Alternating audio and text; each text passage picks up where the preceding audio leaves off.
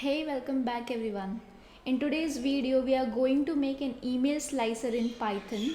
So basically, making an email slicer is very simple. But today, we are going to look at three different ways of how we can do that. The first one will be conventional method of slicing a string. The second one will be using the split function. And the third one will be using the regex library. So let's get started with the first method. So first of all, we'll take an input from the user. Now we'll take a variable username is equal to email dot index at the rate. Let's say my email address is abc@gmail.com. Here you can see I have my first username before at the rate and the domain name after at the rate. So I'm using this to split my string using at the rate.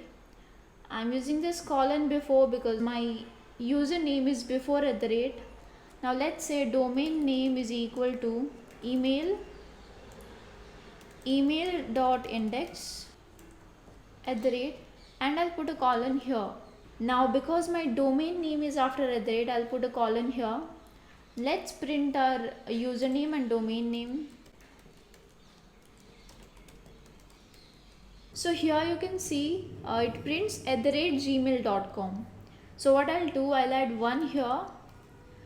This is because it will move one position forward and it will start printing from Gmail. Like it will start printing from G. Okay.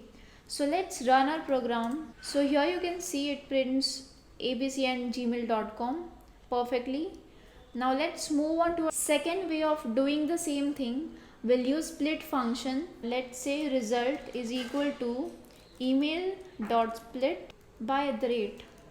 This is just one line statement. What this statement does is that it will split our string from at the rate and it will return a list.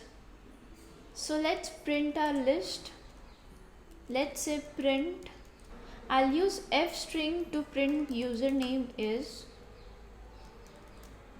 result of 0 and my domain is result of 1. Let's print this. So here you'll see, let me put a new line here. So here you'll see it prints abc and gmail.com. So basically we are printing the list using the indices of the elements. Let's say I'll print the result here. Here you can see it gives a list abc and gmail.com.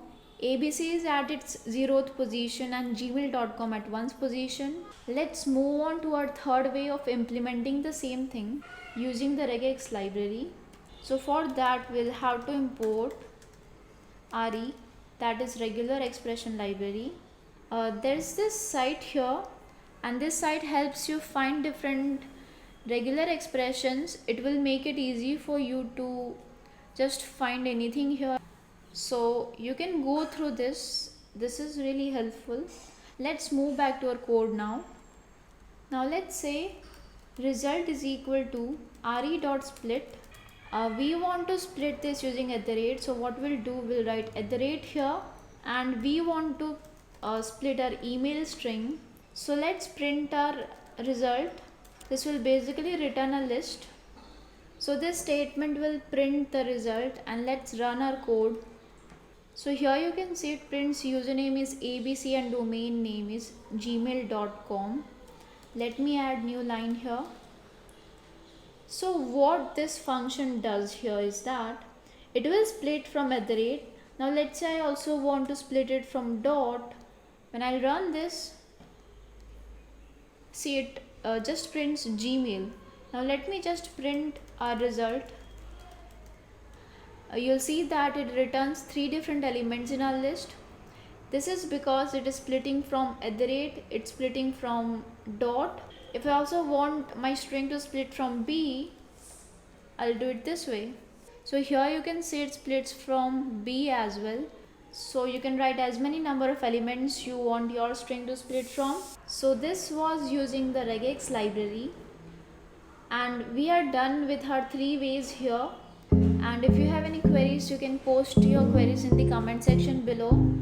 So this was all.